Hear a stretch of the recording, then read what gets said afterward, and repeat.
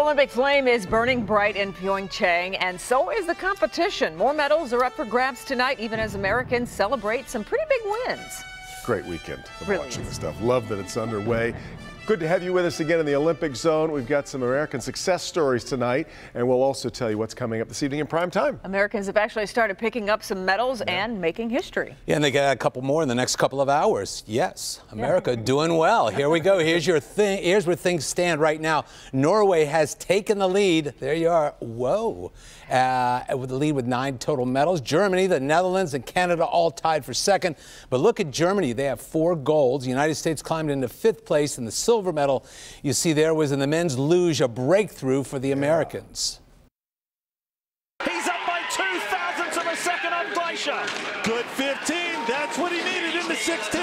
He's lost some time. He doesn't need to beat Glacier. Just ahead. He goes second. And that's enough to guarantee a medal for Team USA.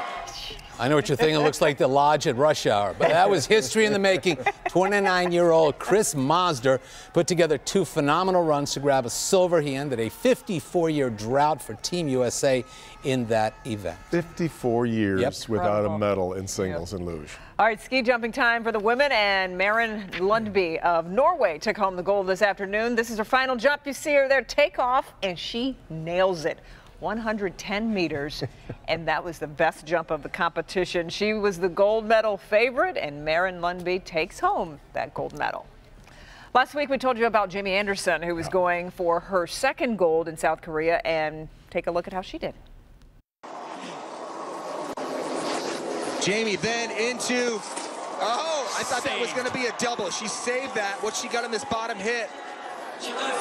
Frontside 720, nice and clean. Not the Yeah, well, the high winds made it really tricky, but Anderson was able to win the gold. The slopestyle debuted in Sochi, where Anderson also won, making her the only woman in the world to win this event. She'll have a chance for another medal in the big air competition.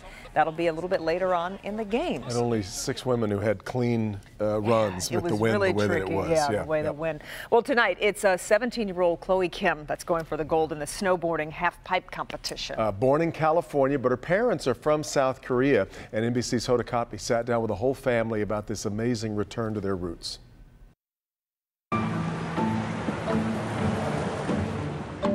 So college, the Olympic Games, most kids aren't worried about anything at this stage in their life. You've got a lot. You got a lot on your shoulders. I know, I have a lot to worry about, but these are all good problems to have. Yes.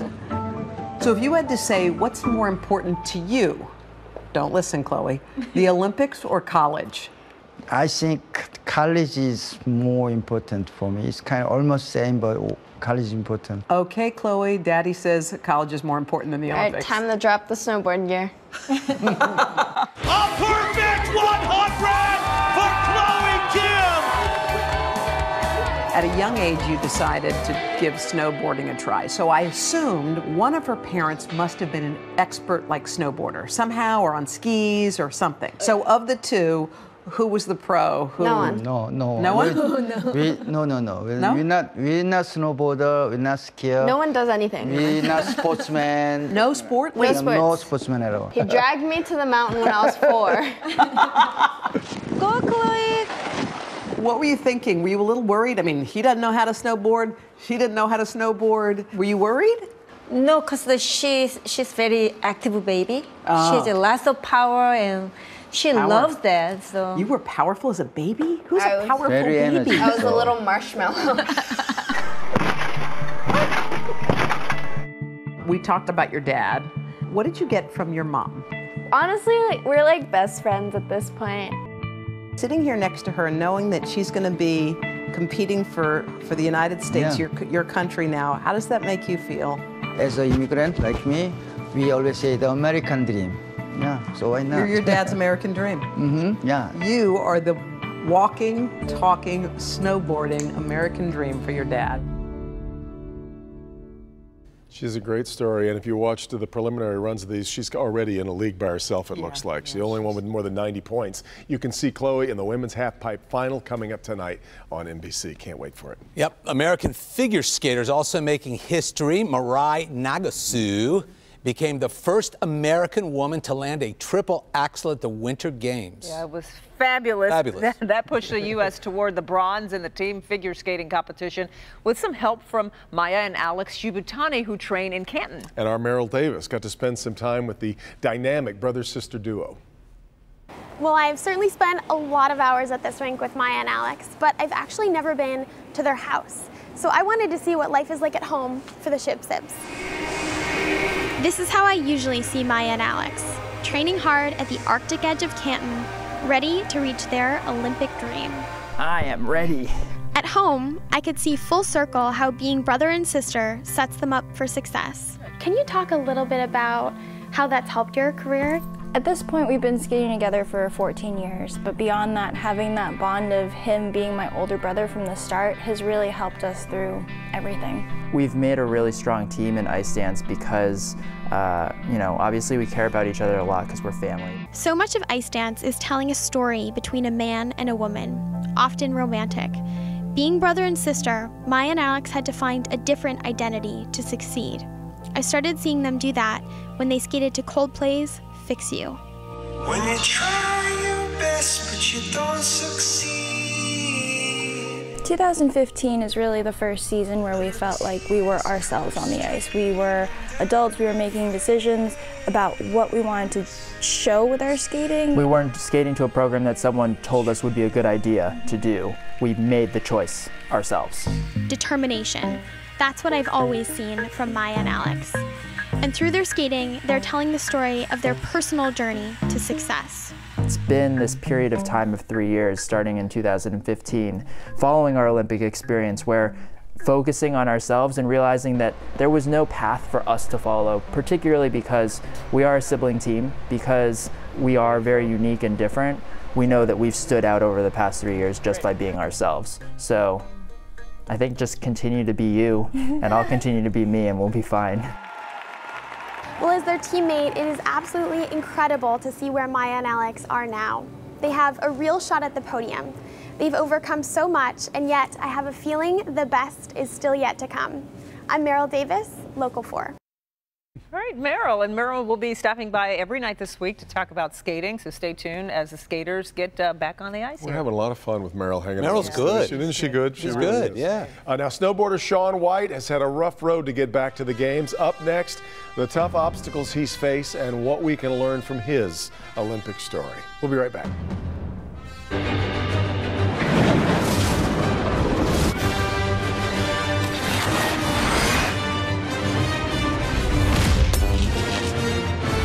Team USA to South Korea.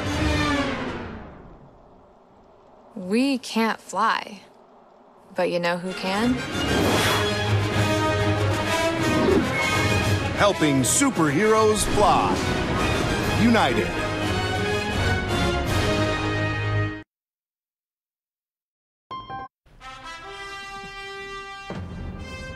Really feels like we've known him for so long now. Two-time gold medalist Shaun White, probably, I think you'd have to say, the most famous snowboarder in the world. But 4 years ago, he suffered a huge setback in Sochi, and he's looking to get back on top here in South Korea. And he recently sat down with NBC's Mike Tirico, someone we're familiar with, and talked about how a tough few years has changed him.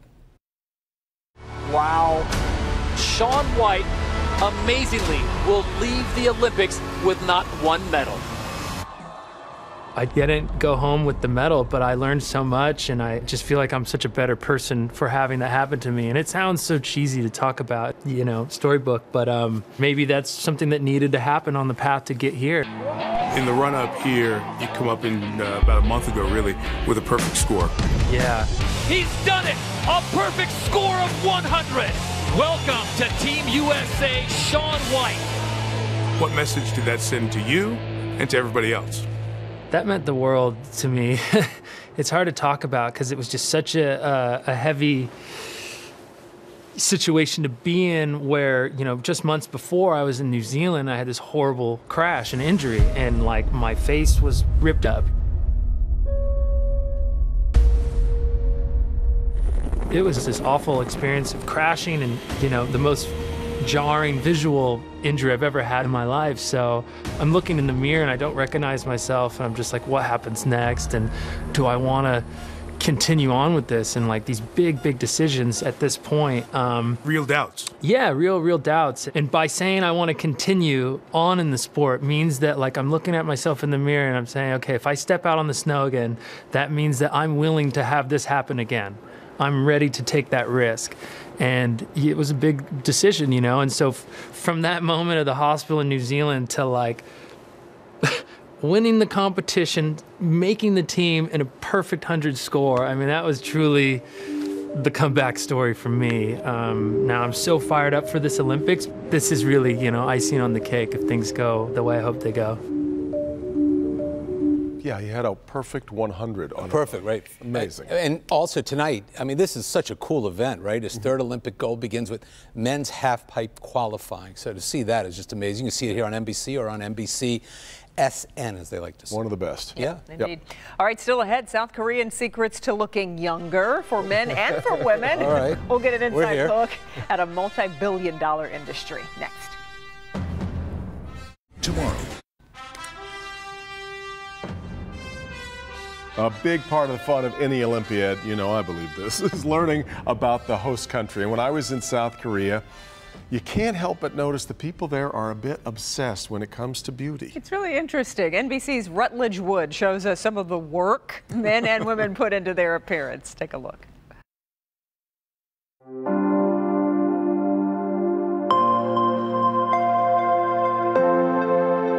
The beautiful faces of people in South Korea appear flawless, which got me thinking, I'd like more of that.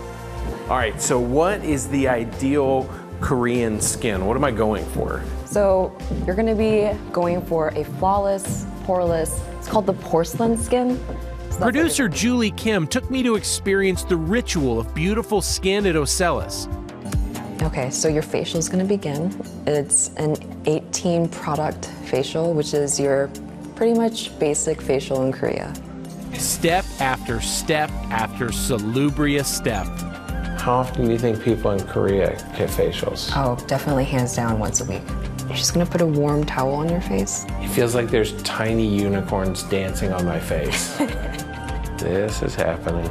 So she's protecting your eyes. Oh, great. Before she puts in the hardening cream. Is this like a plaster of Paris? Similar. Cannonball. Oh boy.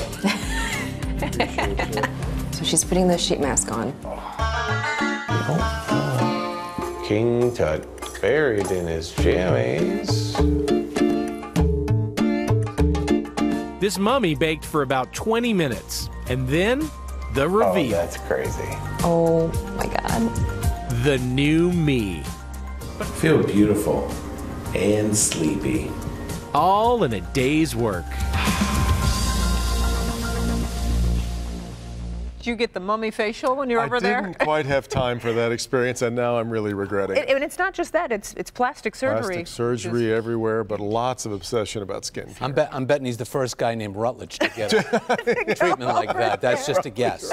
Well, this is a $16 billion industry. At least that's on what it's on target to become this year. Amazing. So it's incredible. Yeah. Still ahead, Bernie found you do not have to go all the way to Pyeongchang to get a taste. No. We always like to sample a host country cuisine. This year I met up with a local Korean family, and they'll be sharing some of their traditional secrets and recipes with us for the next couple of weeks. Good. Coming up tonight.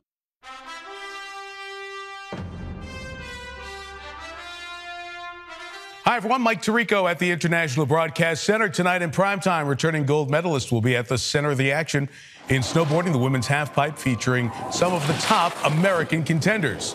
While the men's halfpipe gets underway with two-time Olympic gold medalist Shaun White. On the slopes, where we're hoping the weather will finally cooperate, it's the men's super combined. Two-time Olympic champion Ted Ligety, who took gold in this event in 2006. Plus, on the speed skating oval, we'll see three-time Olympian Heather Bergsma. The North Carolina native is a gold medal contender in the women's 1,500 meters. That and more coming up tonight when we see you in primetime. All right, welcome back. Now on to one of our favorite parts of the Olympic Games, the food. I recently caught up with Barbara Kunde, her mother's son, and many of their friends and family. They showed me the finer details to Korean food, and then I quickly made a mess of things. Here's our first installment of Soul Food.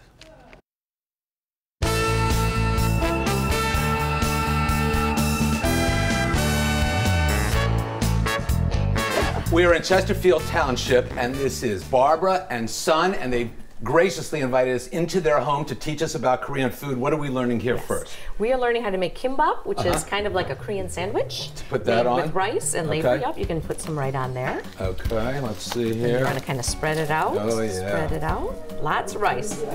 And then we're going to add rice is a big staple in the meal. Yes, yeah. Rice is every meal. Every meal. Breakfast, lunch, and dinner. You want to add all these. Oh, yeah, this is crab meat. Put some a little cucumber.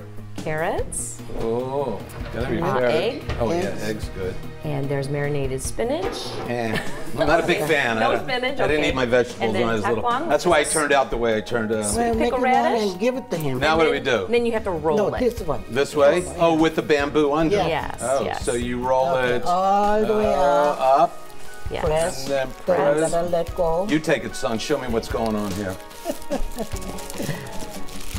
You have to squeeze it real tight so yeah, you got to squeeze it tight, Son.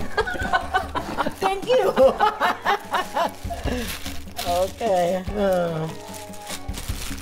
Okay. Oh, beautiful. There's your Korean sandwich. Oh my God! And this is a little bit, but in the and this is the finished product. The finished product. And this is what it looks like. Is that gorgeous? Is that gorgeous? Great job. Okay, let's eat. I wanted to see you use chopsticks. You didn't taste it for tomorrow. Tomorrow. That's a good tease. It was phenomenal. It was delicious. It's basically a Korean version of sushi. Exactly right. And I just want to say, Barbara and her mom, Son becomes the star of this show.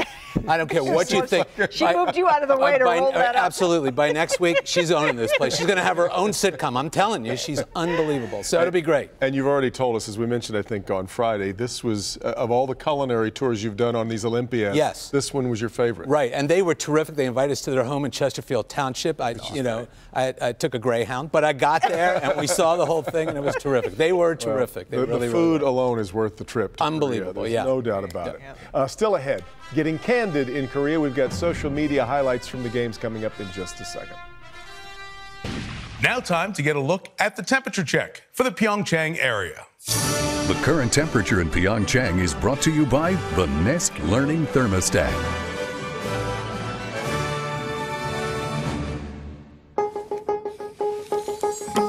Because everyone likes easy. Sure do. Because everyone is on the go.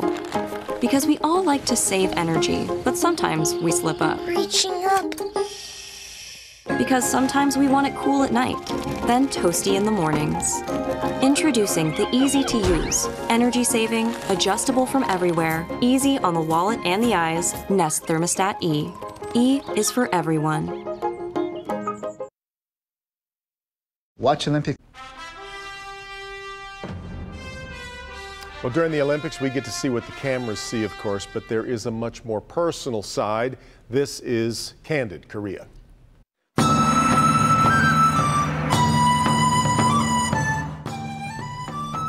We start with James Wisniewski of the men's hockey team. The Canton native was hanging out with teammates. Their quest for gold begins Wednesday.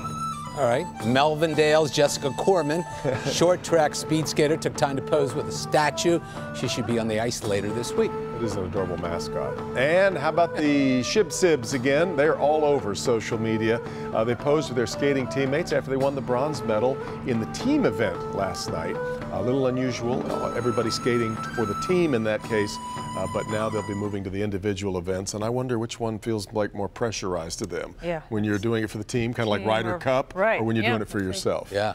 Yeah, fast. But they were great last night watching the Shibs twins and everything. It was just terrific. I mean, it's just been great so far. Been a really good start, I think, so far. And our man, Mike Tirico's been terrific so far. Been terrific. We knew he would be. Absolutely, right. Yeah. So I have to remind everybody to watch the Olympic Zone every night. We're back here 7:30 tomorrow night and every night during the Olympics. We have much more coming. Right, now those settled in for NBC's primetime Olympic coverage, which gets started in just a few minutes here. And then, what are we assuming tonight? What do you think? What's our bet? I told Tirico, get off on time because we're here and we're suffering.